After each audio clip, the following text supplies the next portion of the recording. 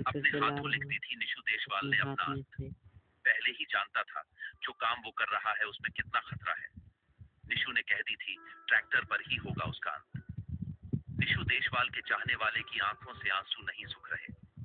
निशु देशवाल की शादी को अभी 1.5 साल ही हुआ था। घर वालों ने निशु की शादी 21 को उम्र में ही कर दी। अभी 6 महीने का बेटा भी हो चुका था। निशु अपनी जिम्मेदारी को भी बखूबी समझता था। निशु देशवाल ने अपने एक ब्लॉग में कहा भी था कि अब उसे ट्रैक्टर से स्टंट करते वक्त डर लगने लगा है। निशु ने कहा कि पहले वो स्टंट में अपना 200% देता था, लेकिन अब 100 भी नहीं दे पाता। निशु का कहना था कि अब उस पर एक परिवार की जिम्मेदारी है। निशु देशवाल ने यह भी कहा कि उसे ट्रैक्टर से बहुत प्यार है।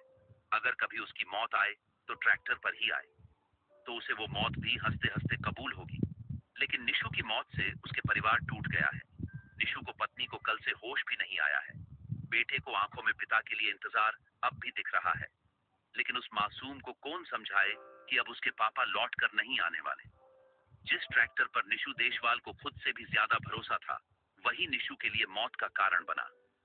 घर बड़े भाई से कहकर निकला था कि आज कुछ बड़ा धमाल करने वाला हूं, लेकिन किसी को शंका नहीं थी कि आज निशु का आखिरी दिन है।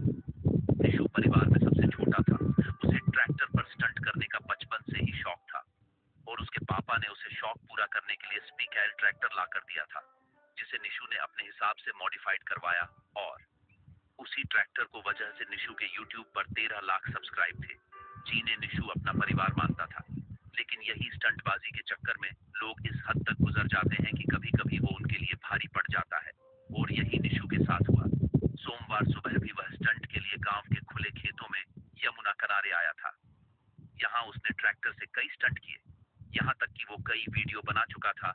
लेकिन आखिर में संदिग्ध परिस्थितियों में उसका बैलेंस बिगड़ गया और ट्रैक्टर उसके ऊपर गिर गया, जिससे उसकी मौत हो गई। वीडियो को ज्यादा से ज्यादा शेयर करें ताकि और भी इससे भी एक सबक ले सके।